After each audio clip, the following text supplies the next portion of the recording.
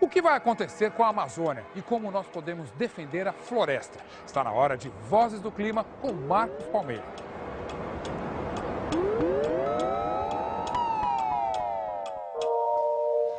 Amazônia, a maior floresta tropical do mundo, o maior ecossistema do planeta.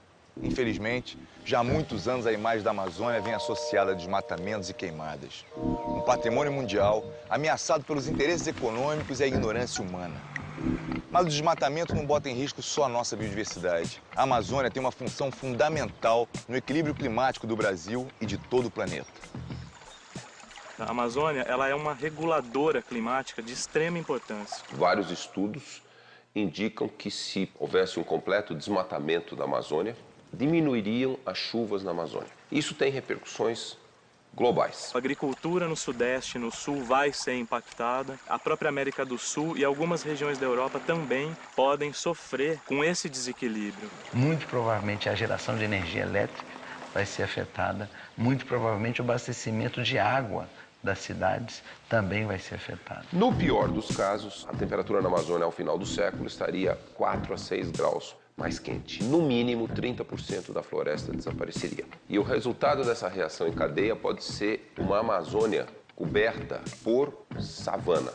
Então, o mais inteligente para a Amazônia é não repetir a história trágica da Mata Atlântica, onde nós destruímos quase tudo. E agora estamos tendo que arcar um alto custo do reflorestamento e pagar um alto preço com enchentes, desmoronamentos, desequilíbrios dos processos climáticos. Alguma coisa tem que ser feita e tem que ser feita urgentemente. Porque antes as previsões científicas eram para os próximos 100 anos, depois passou para os próximos 50 e agora a gente já está sentindo esses efeitos.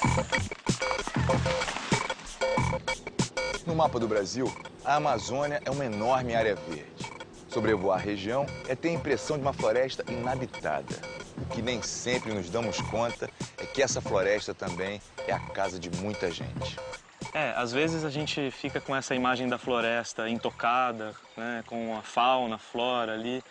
Mas é importante saber que são 25 milhões de habitantes aqui na floresta. Então nenhuma política para a Amazônia pode ser só de conservar a floresta intacta, preservada, como se ela não fosse meio de vida das pessoas, nem que pode tirar a floresta para desenvolver outras coisas. A floresta é ela e as suas populações. Para combater o aquecimento, nós temos que combater o desmatamento.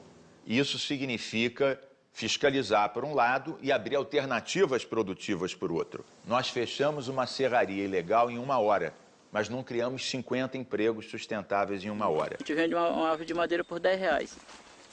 R$10 a gente não faz nada, né? Ali quantos não vão ganhar com aquela árvore de madeira? Ainda estraga a terra, que aí corta a terra e passa trator, passa tudo. Quando uma comunidade tem uma alternativa econômica, ela conserva, ela ordena, ela trabalha de uma forma mais sistemática. Promover a conservação na Amazônia é investir em escolas, é investir em produção sustentável, é investir em organização social, é investir num conjunto de coisas que permita melhorar de vida com a floresta em pé. Algumas políticas públicas já estão tentando mudar essa relação homem-floresta, como é o caso da iniciativa do Estado do Amazonas com o programa Bolsa Floresta.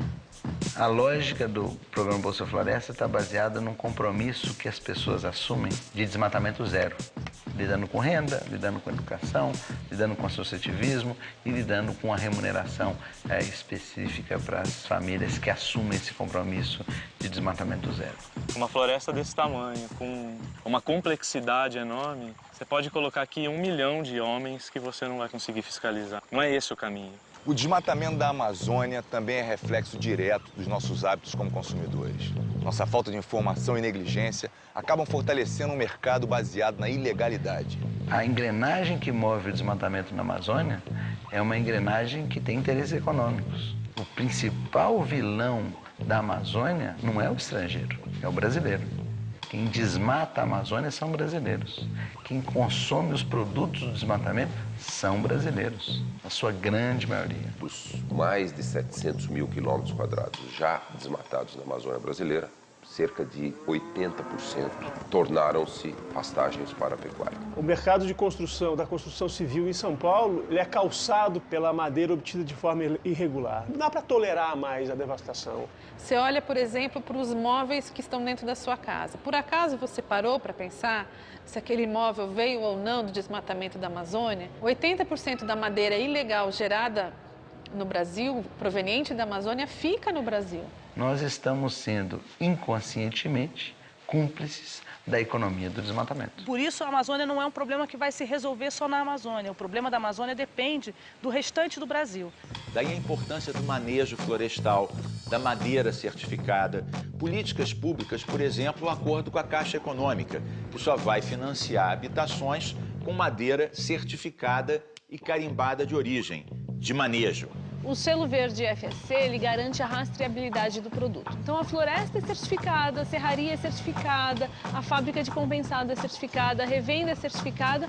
E se o profissional lá da ponta, a marcenaria ou a construtora também for certificada, ela vai poder usar o selo. Conservar a Amazônia requer também uma mudança de atitude dos consumidores brasileiros, que tem que passar a exigir certificação da madeira, tem que passar a exigir um rastreamento da carne, de onde veio essa carne. Vale a pena isso. A gente precisa entender que existe um problema que é decorrente de um modelo econômico que está ultrapassado, porque simplesmente a capacidade da terra não suporta mais esse tipo de desenvolvimento, esse tipo de consumo desenfreado. Senão, talvez não haja tempo hábil para correr atrás do prejuízo. A discussão continua no nosso blog. Dê a sua opinião.